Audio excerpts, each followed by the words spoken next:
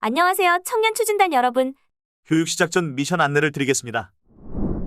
미션은 금융사기와 관련된 컨텐츠 홍보계획서를 작성하여 제출하는 것입니다. 이 미션은 모둠별 미션으로 앞으로 우리 모둠이 만들 컨텐츠를 기획하는 첫 단계라고 생각해 주시면 됩니다. 모둠별 미션이니까 모둠별로 한 개의 컨텐츠 홍보계획서를 제출해 주시면 되고요. 지금부터 좀 더 자세히 안내해 드릴게요.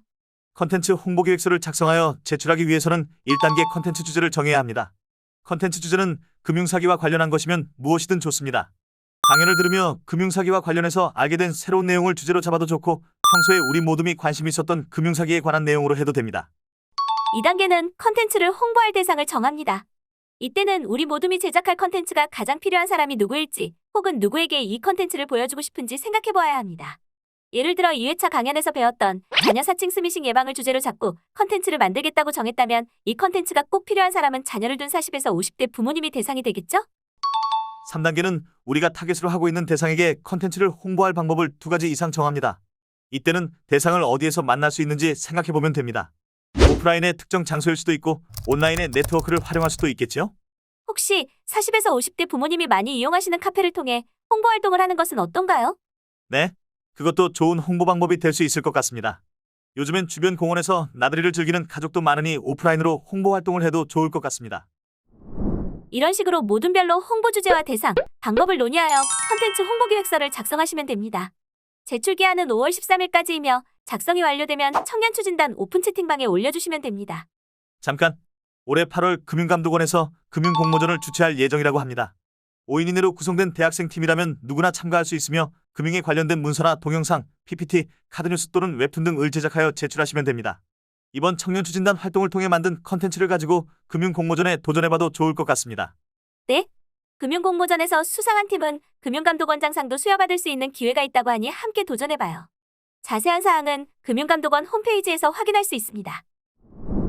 여러분, 지금 3회차 교육을 시작하니 모두 잘 참여해 주시기 바랍니다. 너무 기대되고 재미있겠는걸요? 그럼 지금 시작합니다. 안녕하세요. 금융감독원이 각 금융협회, 중앙회들과 함께 제공하는 보이스피싱 불금 클래스입니다. 오늘은 보이스피싱 피해 예방을 위한 소비자 행동 요령과 피해 예방 제도, 그리고 실제 피해가 발생했을 때 어떻게 대응할지에 대해 여러분과 함께 알아보겠습니다. 먼저 보이스피싱 피해 예방을 위한 소비자 행동 요령입니다. 정부기관이나 금융기관은 어느 경우에도 전화나 문자로 돈을 보내달라고 하거나 개인정보나 앱 설치를 요구하지 않습니다. 따라서 출처가 의심스러운 전화는 받지 말고 문자는 즉시 삭제해야 합니다. 가족이나 친구가 급하게 문자로 돈이나 개인정보를 요구한다면 반드시 확인하세요. 또 이렇게 빨간 지구본 모양이 보인다면 해외에서 발신된 거니까 더욱 의심해봐야 하겠습니다. 최근 악성 앱 피해가 늘고 있는데요. 개인정보가 넘어가게 되어 단순 송금 피해보다 더 피해가 큽니다. 의심스러운 URL을 클릭하면 악성 앱이 설치되고 사기범들은 원격 조정으로 개인정보를 빼간 후 휴대폰이나 금융계좌를 개통하여 2차 피해를 일으킵니다. 이렇게 되면 사기범들이 여러분 이름으로 은행이나 카드 대출, 보험약관 대출까지도 마음대로 받을 수 있게 됩니다. 최근 사기범들은 카드 결제 문자를 비롯해 택배 안내부터 백신 예약까지 온갖 유형들의 메신저 피싱을 시도하고 있습니다. 먼저 의심하고 바로 전화 끊고 꼼꼼히 확인하세요. 어떤 경우라도 고의로 본인 계좌를 사기범들에게 대여 또는 양도하거나 이체 또는 현금 인출을 돕는 경우 모두 범죄 행위에 해당됩니다. 착오로 돈을 잘못 보낸 사람을 도와주려다가 문제가 되는 경우도 있습니다. 사기범들은 돈을 일부러 잘못 보내고는 다시 이체해달라거나 현금으로 인출해달라고 부탁하지만 이걸 도와주면 피싱 사기의 공범이 될 수도 있습니다. 구인구직 시 채용 절차상 필요하다고 개인정보를 요구해서 끌어들이는 경우도 있습니다. 다음은 보다 적극적으로 보이스피싱 피해를 예방하기 위한 제도들을 소개합니다.